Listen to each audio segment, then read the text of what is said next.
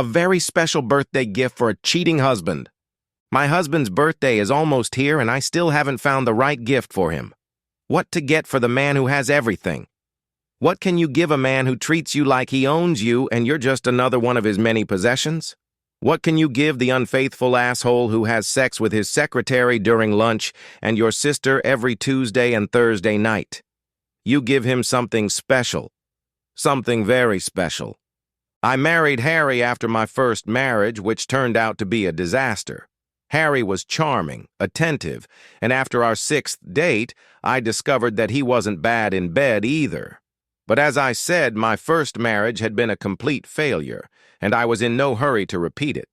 It took Harry over 2 years to convince me to marry him. The honeymoon wasn't over yet when I noticed the first signs of Harry's insane jealousy and his need to put his stamp of ownership on what was his. He began to treat me not as a wife, but as property, albeit valuable property. He began to try to isolate me from all the male friends I had. The most glaring example of this was the way he pursued Robbie. Robbie and I grew up together, and our relationship was like that of brother and sister. But Robbie was a man, and Harry couldn't stand having another man around his wife, so he went out of his way to be rude and disrespectful when Robbie visited me. It became awkward for Robbie to come to my place knowing that Harry might be there, so he stopped stopping by. We still met up to talk, but only after agreeing in advance to meet somewhere else. The relationship is still there, but the spontaneity is gone. Harry didn't want me to work. No wife of mine should have to work. I am more than capable of meeting your wants and needs. No one will ever say Harry Banks can't take care of himself. So I did what many other non-working women do. I volunteered at various charitable organizations, played bridge with a group of other women in the same situation as me, and signed up for a health club to try to delay the onset of years. Each of these activities infuriated Harry. He was against me playing cards until he was sure only women were involved. He checked out charities and found that some of them were helping minorities and became furious. Harry was a bigot and opposed anything that gives these assholes a free pass. He pressured me to leave these charities, and in order to keep peace in the family, I eventually gave in. But it was the health club that really got him. He came to pick me up one afternoon and saw me in a tight leotard working out on a Stairmaster machine in a room full of people, mostly men, and his face turned purple with rage. It didn't help that most of the men in the gym that day were in very good shape. On the way home, he forbade me to go back, but for once I persevered and told him that the place was doing me a lot of good and I was going to keep going there. He ranted about it for a few days, but I wouldn't give up. He started coming every day to watch me work out and make sure none of the men tried to get friendly with me. This only made some of the men pay attention to me. Then he told me he was going to convert the basement into a gym so I didn't have to go to the health club. Harry, I need some advice from the staff to stick to the program that will do me the most good. No problem, honey. I'll hire you a personal trainer. You'll hire half a dozen women to work out with me? I need someone I can compete with. If that's what it takes, I will. I'm not going to put my wife on display in front of a crowd of men. Nothing more was said on the subject for almost a month, which should have alerted me because Harry is like a dog with a bone. He never lets things out of his hands. One morning, Harry told me he had a surprise for me and drove me into town. We pulled into a parking lot next to a building that had a sign hanging on it that said, "The Lovely Lady." We walked inside and I learned what Harry was willing to do to get what he wanted. He opened his own fitness club just for women. He had hired 6 female personal trainers, outfitted the place with all kinds of machines that were in my fitness club and a few more that I had never seen before. There was a sauna, a juice bar, a separate aerobics room, and I'm going to buy the building next door. As soon as I get the permit, I'm going to annex it to this building and build an 8-lane pool. In the end, I had everything I'd talked about and Harry got me out of the picture, and I also had a new money-making venture. Why did I put up with it? Because life was good. Harry was attentive, albeit a little over the top, loving and affectionate. He took very good care of me and was very good in bed. All in all, I was quite happy with my life. Until the day I found out that Harry was having sex with my sister. I found out by accident when I went over to her house one day to try and talk to her. Susan and I were in a fight.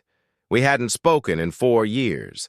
Susan had dated Harry when I was still married to Ralph and was hoping to bring him to the altar. One evening, about 6 months after the divorce, I went over to her house to visit, and Harry was there. Susan introduced us, and about 2 weeks later, Harry called me and asked me out. Knowing that he belonged to Susan, I declined the invitation.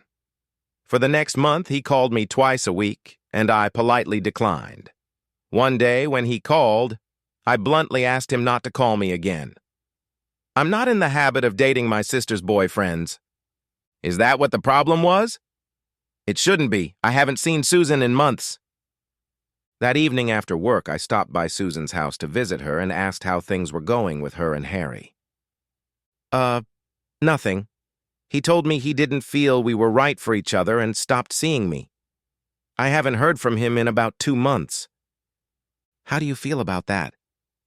A little upset, but ultimately, I guess I don't want a man who would do that to me. 2 years, and then he decides we're not right for each other? I don't need him. Harry kept calling, and 6 months later I finally went on a date with him, and another year later we were married. Susan never forgave me for stealing Harry from her and stopped talking to me. Harry has business meetings on Tuesdays and Thursdays, and he never comes home late. On Tuesday, I decided to visit Susan and try to mend the rift between us. I dropped by her place at 2 in the afternoon and was there just in time to see Harry walking up the steps to her apartment. He rang the doorbell, the door opened, Susan greeted him with a kiss, and Harry stepped inside. I sat outside and watched the apartment until 10:30 p.m. Harry didn't come out, and at 10:35 I headed home. I hired a private detective on Wednesday, and a week later I was sitting in his office getting a report. It seems that not only was Harry having sex with my sister, but he was taking his secretary to a motel almost every day of the week for her lunch break. I told the detective to stay focused until he got me some photographic evidence I could use in court, and then I went home to sit down and decide what I was going to do. I wasn't mad at Susan, even though she was stabbing me in the back.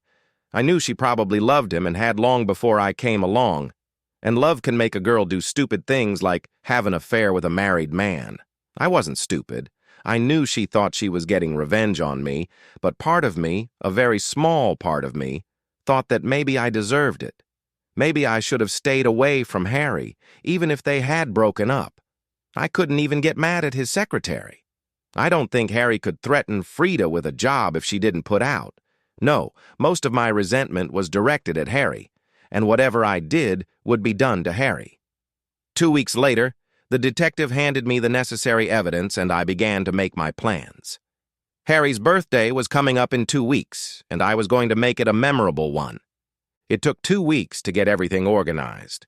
Harry's birthday was on Wednesday, and I started making subtle hints to make Harry realize that I was going to throw him a surprise party. On the day of his birthday, as he left for the office, he said he would be home around 7 and that we would go out to dinner and have a little celebration.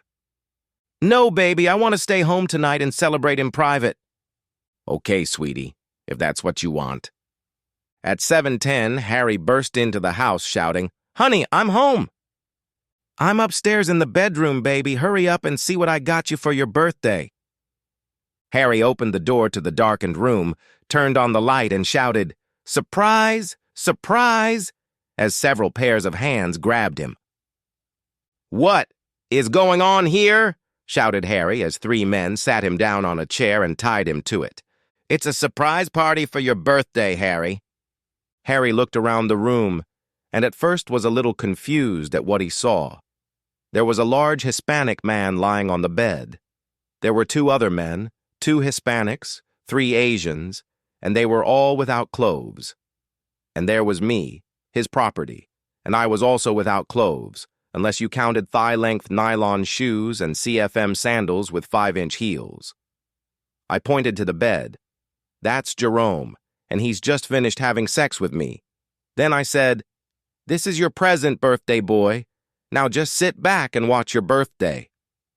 It had taken me 2 weeks to talk the assembled men, all from my former fitness club, into doing this. What a blow to a girl's ego. But now that they were in the room with me, there was no hesitation, and Harry was left to sit and watch the men, all minorities, use one of his things as a present. The party went on for 5 hours, and Harry watched me commit my first betrayal. I did everything that only one girl can do with 8 guys while having sex, and found that I loved it and wished I had done it sooner, and the whole time I was talking to Harry. God, baby, this is great. You sure know how to throw a party. Look, Harry, this is my version of the United Nations. These guys are good, Harry. I'll have to move them into the spare room so I can do it every night. Would you like that, Harry? Would you like to watch these guys have sex with your wife every night? I lay on my back looking at Harry and into his eyes while Hernando made love to me. Harry, that feels really good. Finally, it was over. However, there were still 2 things left to do, and I set about doing them. I had the guys recline Harry's chair so that he was lying face up on the floor. This was pre-planned. Mike removed the duct tape and pulled the panties out of Harry's mouth, and Jerome clamped his nose so he had to open his mouth to breathe. I looked down at him. This is what happens to men who cheat with their wife's sister and have sex with their secretaries during Harry's lunch break. Okay, Jerome, do your thing. And Jerome walked over to a briefcase against the wall and pulled some papers out of it. He walked over to Harry and placed the papers in his lap. Harold Quincy Banks, you have been served with proper notice. These are divorce papers, Harry. My last birthday present to you. Get ready for the gifts you're going to give me. I have 3 weeks of private investigators, surveillance reports, video and audio recordings that will make the divorce an easy walk. And I'm going to take you to the cleaner, honey. I know you, Harry, and I know what you're going to do. You're going to hire your detective and try to catch me on something to get out of it. Save your time and money, Harry. I'll be like a nun until the divorce is final. I walked over to the bedside phone and called Susan. Before she could hang up, I said, Harry's in big trouble, Susan.